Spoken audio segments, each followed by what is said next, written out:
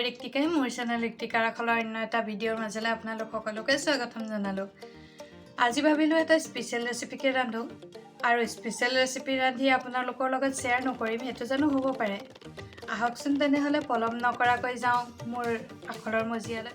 আজি ডিমৰ এটা স্পেশাল ৰেচিপি নিজে ৰান্ধি খোৱাৰ লগতে আপোনালোকৰ লগতো শ্বেয়াৰ কৰিবলৈ লৈছো।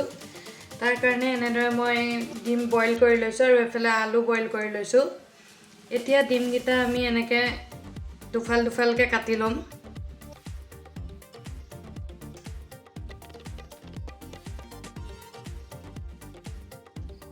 আনফালে গেছত মই কেৰাহীখন বহুৱাই দিছো। ইয়াতে এতিয়া মই দি দিছো ৰিফাইন্ড অইল।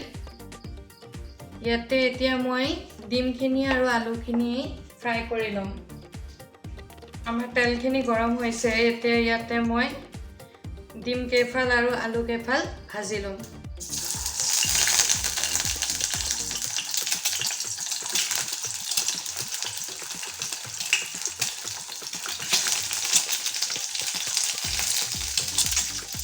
One hour later. এনেদৰে মই ডিমখিনি দি দিছো। ডিমখিনি ভাজা হলে আমি আলুকি টুকুৰ ভাজি লম আৰু আপোনালোকে ভিডিঅ'টো স্কিপ নকৰাকৈ শেষলৈকে চাই থাকিব। আৰু যদি হে স্কিপ কৰি দিয়ে তেতিয়া হলে আপোনালোকে ৰেচিপিটো সম্পূৰ্ণভাৱে দেখা নাপাব। সেইকাৰণে স্কিপ নকৰাকৈ শেষলৈকে চাই থাকিব। আমি ডিমখিনি কাঢ়ি ললো।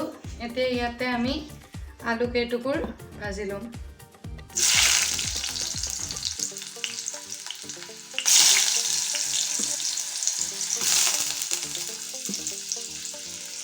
এয়া আমাৰ আলুখিনিও ভাজি হৈ গ'ল। এইখিনি এতিয়া আমি কাঢ়ি লম। এই যিখিনি তেল থাকি গ'ল ইয়াতে এতিয়া মই এটা পেষ্ট দিম।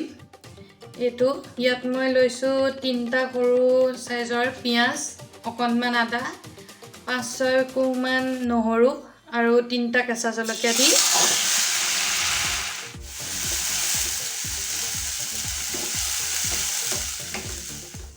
এইখিনি এতিয়া আমি অকণমান সময় কাৰণে ভাজিলে হ'ল। পিয়াজৰ যোনটো ৰঙা ৰং উঠে সেই ৰংটো অহালৈকে আমি ভাজিব নালাগে।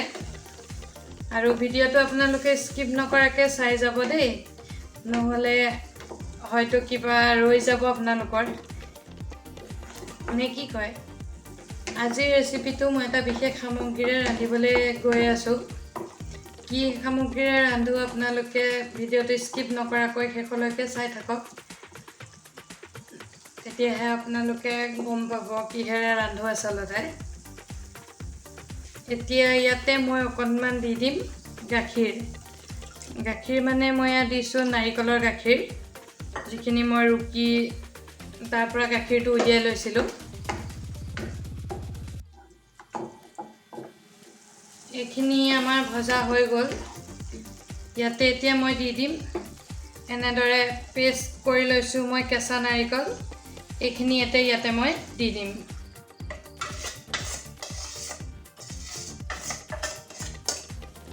অলপ পানী দি পেলাই মিক্সিত ভালদৰে মই এনেদৰে পেষ্ট বনাই লৈছো। এতিয়া এইখিনি আমি ভালদৰে মিলাই পেলাই অলপ সময়ৰ কাৰণে ভাজি থাকিম। ইয়াত এতিয়া মই দি দিম সোৱাদ অনুসাৰে নিমখ আৰু দিম অকণমান চেনি।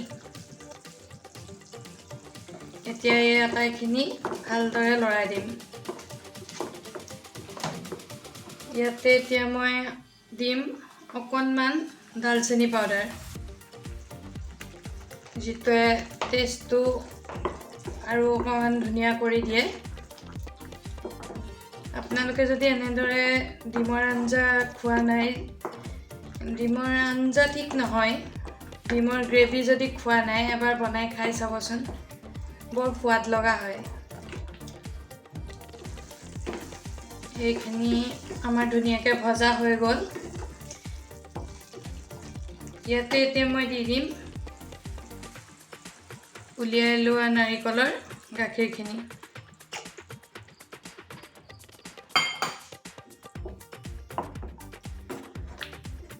এইখিনি আমি অলপ সময় কাৰণে পাক ল'বলৈ দিম।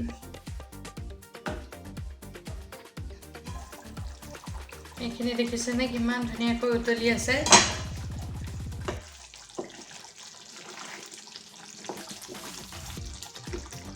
ইয়াতে এতিয়া মই দি দিম অলপমান কেঁচা ধনিয়া আৰু দি দিম অকণমান লং ইলাচি গুড়ি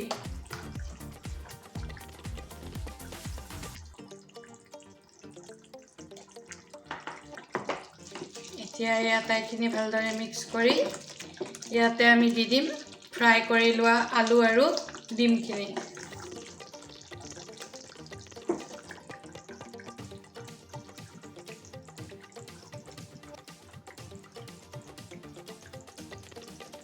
$2,000 years later. এতিয়া এইখিনি আমি অলপ লাহে লাহে মিক্স কৰি দিম যাতে গ্ৰেভিৰ যিখিনি আমাৰ মানে ফ্লেভাৰ সেইখিনি যাতে ডিমৰ ভিতৰত আৰু আলুৰ ভিতৰত ধুনীয়াকৈ সোমাই যায় এতিয়া এইখিনি অকণমান সময় আমি উতলিবৰ কাৰণে থম A few moments later. আপোনালোকে ৰেচিপিটো কেনেকুৱা পালে বাৰু কমেন্ট কৰি জনাবচোন আৰু এনেদৰে কোনে কোনে খাইছে সেয়াও কমেন্ট কৰি জনাব লগতে মোৰ ভিডিঅ'বোৰ যদি চাই ভাল পায় তেতিয়াহ'লে লাইক শ্বেয়াৰ আৰু সাবস্ক্ৰাইব কৰি কাষতে থকা বেল আইকনটো টিপি দিব যাতে মোৰ ভিডিঅ' নটিফিকেশ্যনবোৰ আপোনালোকে পাই থাকে